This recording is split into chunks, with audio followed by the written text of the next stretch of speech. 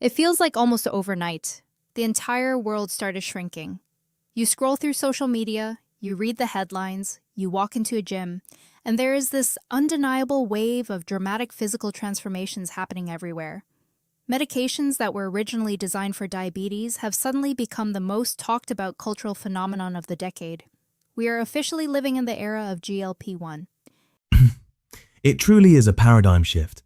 For the first time in modern medical history, we are seeing millions of people experience profound, sustained weight loss, and it is entirely reshaping how the medical community approaches obesity.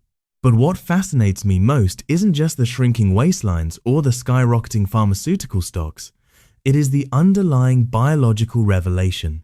These medications are forcing us to completely rethink what metabolism actually is, and, more importantly, what it is trying to tell us. That is exactly where I want to dive in today. Because for decades, the narrative around weight loss has been incredibly punishing. Society boiled it down to one brutal, oversimplified equation. Eat less, move more. If you couldn't do that, it was viewed as a lack of willpower, a moral failure. But the reality of human biology is so much more complicated than a simple math problem, isn't it? Infinitely more complicated.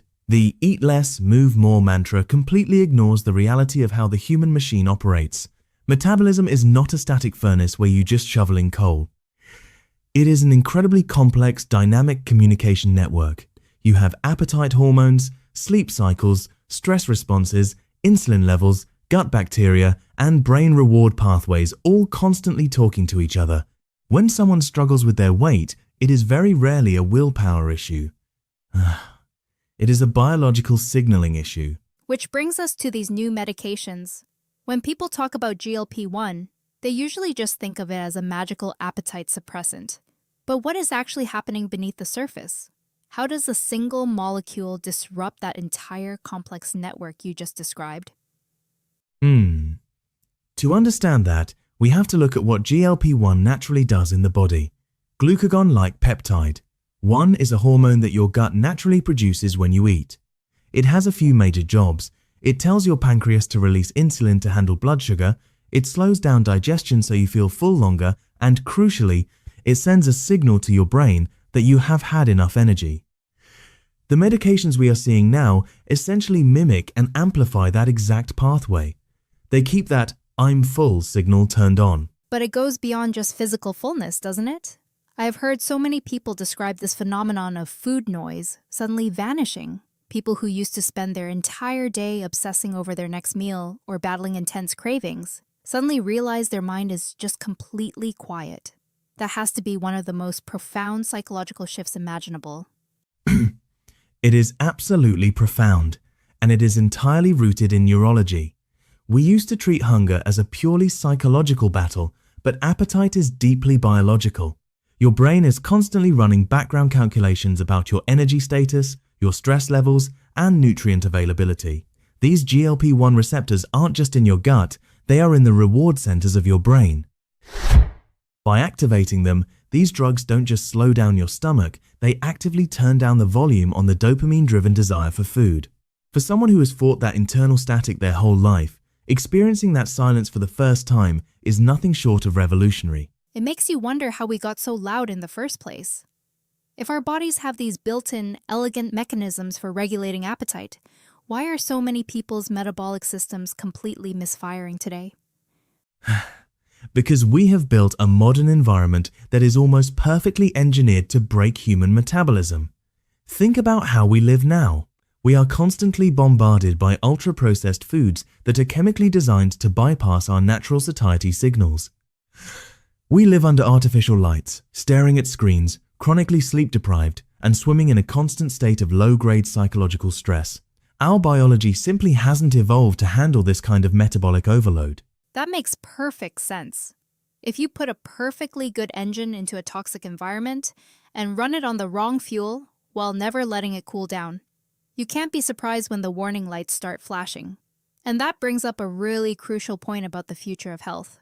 If metabolism is a dynamic, shifting response to our environment, why do we still treat it like a static number? We go to the doctor once a year, get a blood test, step on a scale, and pretend that single snapshot tells the whole story. It is like trying to understand the plot of an entire movie by looking at one random photograph. It doesn't work. Your metabolism changes every single day. It shifts after a bad night of sleep. It reacts to a stressful meeting. It changes based on what time you eat. This is exactly why the conversation in metabolic medicine is shifting from just prescribing weight loss drugs to implementing continuous biological tracking. You cannot manage what you do not measure dynamically. So we are moving into an era of wearable technology and continuous monitoring. But we aren't just talking about counting steps anymore. We are talking about looking at the nervous system, right? How does something like stress or sleep actually translate into weight gain or metabolic dysfunction? They are intimately connected. Let's take sleep and stress as primary examples. When you don't sleep well, your body produces more ghrelin, which is the hunger hormone, and less leptin, the fullness hormone. At the same time, chronic stress keeps your cortisol levels elevated. High cortisol drives up blood sugar, promotes fat storage especially around the midsection, and makes your cells resistant to insulin. You could be eating a perfect diet, but if your autonomic nervous system is stuck in a state of constant fight or flight, your metabolic health will suffer. That is a terrifying but incredibly validating thought. It completely reframes the struggle. It means that if someone wants to fix their metabolism, they might need to look at their heart rate variability and their recovery patterns just as closely as their caloric intake. Precisely. Heart rate variability, or HRV, is a fantastic window into this. It tells us how well your body is balancing stress and recovery. If we see your HRV steadily declining, we know your system is under severe strain. Your metabolic flexibility is likely compromised. In the future, managing weight and health won't be about punishing yourself at the gym. It will be about understanding your body's specific biological signals, your stress load, your recovery capacity, your circadian rhythm, and adjusting your lifestyle to support that biology. But there is a massive elephant in the room when it comes to this new era of rapid weight loss that we have to address. The scale goes down, the clothes fit better, but the weight being lost isn't always just fat. There is a real concern about muscle loss, isn't there? A very serious concern. When you drastically reduce your food intake, whether through medication or extreme dieting, your body doesn't just burn fat for energy, it will also break down muscle tissue. And from a longevity standpoint, losing muscle is one of the worst things you can do. Muscle is essentially your metabolic engine. It soaks up glucose from your bloodstream, it provides metabolic resilience, and it is the key to healthy aging. So celebrating a lower number on the scale could actually be masking a decline in true metabolic health if you are sacrificing your muscle mass to get there. Exactly. Which is why the future of metabolic medicine has to move away from the obsession with overall body weight and focus heavily on body composition and functional recovery. If you are taking a GLP-1 medication, you absolutely must prioritize strength training and protein intake. We have to stop aiming for a smaller body size and start aiming for a stronger, more resilient metabolic system. This is where the concept of intelligent metabolic ecosystems comes in. It is not enough to just take a drug. And it is not enough to just wear a tracker that throws raw data at you. If I wake up and my ring tells me my temperature is up and my sleep was poor, that is just data. What people actually need is interpretation.